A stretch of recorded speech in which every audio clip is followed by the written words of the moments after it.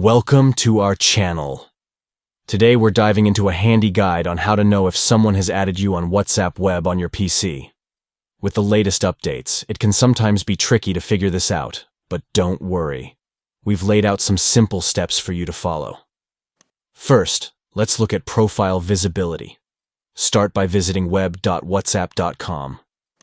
Once you're there, use the search bar at the top of the chat list to enter the person's name or phone number. If their name appears, it indicates they've added you. Want to check out their status? Click on their name at the top of the chat. If they've shared a status update, you'll see it here. If you can't see their status at all, they might have restricted it to their contacts only. Next, let's check the last seen status. While you're in the chat with this person, take a look at their last seen time, if it's enabled. If you can see their last seen status, that suggests not only have they added you, but they've given you permission to view this information as well. If you see online when they're active, it further confirms that you are indeed connected. Moving on, let's assess the visibility of their profile picture.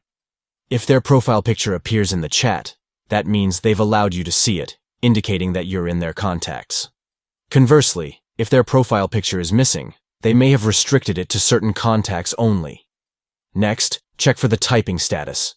If you see typing, when they respond, this indicates an active interaction, confirming they're engaged with you on WhatsApp. Finally, keep an eye out for their stories. If you can view their stories, it further confirms that you are connected. So, there you have it.